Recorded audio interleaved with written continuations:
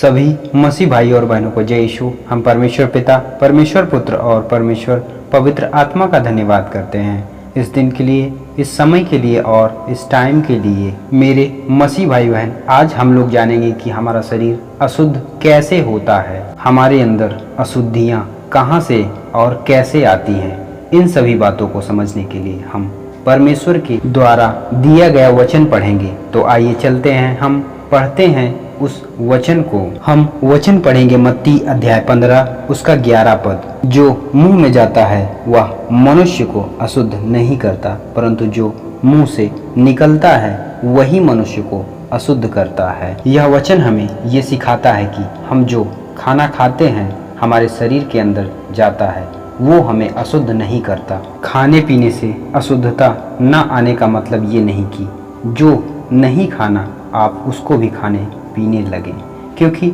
वचन में लिखा है कि अशुद्धता खाने पीने से नहीं आती है। तो कहीं आप इस वचन का सहारा लेकर नशा न करने लगे, क्योंकि परमेश्वर को नशे वाली चीज़ों से सख्त नफरत है। तो हमें शुद्ध चीज़ें खाना पीना है।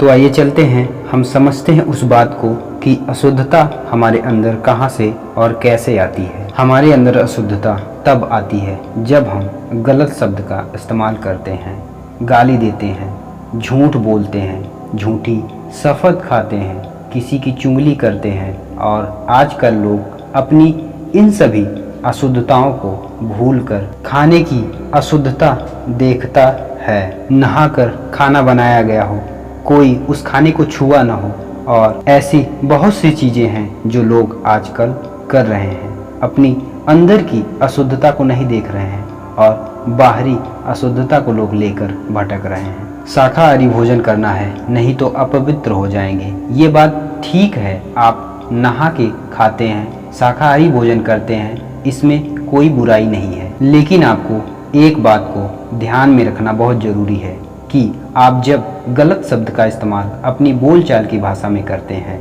तो आपका शरीर अशुद्धता को ग्रहण कर रहा है, जो आपके जीवन के लिए बहुत ही हानिकारक होगा। इन सभी अशुद्धियों का एकमात्र कारण है और वो है दुष्ट आत्मा, जिसे हम शैतान कहते हैं। हमें उस शैतान की चाल को समझना होगा और उसके चंगुल से बाहर आना होगा। सांसारिक लोगों को अशुद्ध शक्तियाँ इतनी मजबूती से जकड़ ली हैं कि वो चाहकर भी नहीं निकल पा रहे हैं। इस संसार के लोग अपने सृष्टिकर्ता परमेश्वर प्रभु यीशु मसीह से दूर होते जा रहे हैं। आपको अपने अंदर झांकना होगा कि आपके अंदर क्या अशुद्धियां हैं। तो हम वचन पढ़ेंगे जो हमारे अंदर की शुद्धता और अशुद्धता को दर्शाता है। गलातियों अध्याय 5 उसके 16 पद से 26 पद तक हम पढ़ेंगे। परंतु मैं कहता हूँ कि पवित्र आत्मा के अनुसार चलो तो तुम शारीरिक इच्छाओं को किसी रीति से पूर्ण नहीं करोगे, क्योंकि शरीर तो पवित्र आत्मा के विरोध में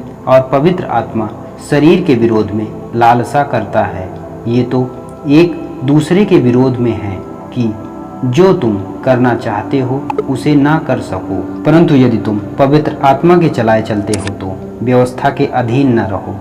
अब शरीर के काम अस्पष्ट हैं, अर्थात व्यभिचार, अशुद्धता, कामुकता, मूर्ति पूजा, जादू टोना, बैर, झगड़ा, ईर्ष्या, क्रोध, मतभेद, फूट, दलबंदी, द्वेष, मतवालापन, रंगरलियां तथा इस प्रकार के अन्य काम हैं, जिसके विषय में मैं तुमको चेतावनी देता हूँ। जैसा पहले चेतावनी दे चुका हूँ कि ऐसे ऐसे काम करने वाले तो परमेश्वर के राज्य के उत्तराधिकारी न होंगे।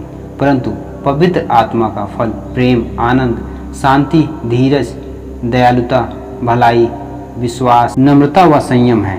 ऐसे ऐसे कामों के विरुद्ध कोई व्यवस्था नहीं। और जो मसीह यीशु के हैं उन्होंने अपने शरीर को दुर्वासनाओं तथा लालसाओं समेत क्रूस पर चढ़ा दिया है। यदि हम पवित्र आत्मा के द्वारा जीवित हैं तो पवित्र आत्मा के अनुसार चलें। हम अहंकारी न बने, एक दूसरे को न छोड़ें और न ही डाह रखें। तो इस वचन में जो लिखा है हमें उसी के अनुसार चलना है, ताकि हम शुद्धता को प्राप्त कर सकें। हमें अपने शरीर के काम को त्यागना है और आत्मा के कार्य को ग्रहण करना है, क्योंकि शारीरिक प्रक्रिया गलत है। यदि शारीरिक प्रक्रिया के अनुसार कार्य करेंगे तो उसमें दुष्ट शैतान की महिमा होगी। और यदि आप आत्मा के कार्य को करेंगे तो उसमें परमेश्वर की महिमा होती है और परमेश्वर आपसे खुश होगा।